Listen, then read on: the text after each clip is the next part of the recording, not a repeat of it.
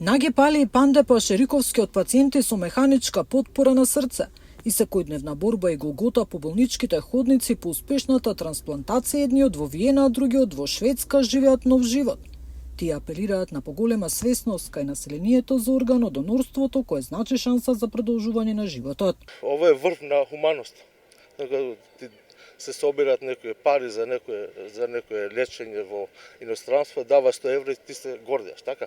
А да спасиш 8 луѓе. Тоа е и за тебе, за твојата фамилија, за све. Али треба што повеќе држава да работи во ова. Јас се надевам дека ќе дадат права одлука за органите да се донират.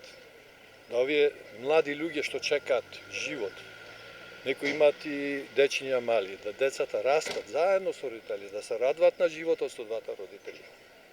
Се надевам дека ќе почнат најпосле трансплантации да се прават со елват пумпи, пошто елват пумпа не е веќе 5 години, 6 после и други проблеми.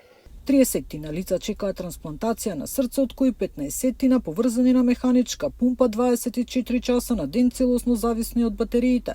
Секојдневно изложени на овој животозагрозувачки ризик, единствена надеж е трансплантација на срце. Ирена Ралева Најдевска, сопруга на лице со механичка потпора на срцето, 8 години е регистрирана како потенцијален донор за да спаси нечи живот. Она што нам ни треба е силна кампања, силна едукација и информираност на населението.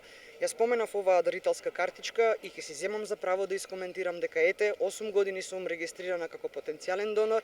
Тоа не значи дека досега никој не ми се заканувал, никој не ме следел, не ме убил, жива сум, вака да се нашалиме, за да спаси некој богат човек кој што му е потребна, коскина срцевина за да се спаси од леукемија, не дај Боже. Инаку, согласно новиот закон за органодарителство, граѓаните ќе имаат можност сами да одлучуваат дали сакаат да бидат органодарители, а одлуките ќе ги разгледува етичката комисија. Нина Ритоновска, Сител телевизија.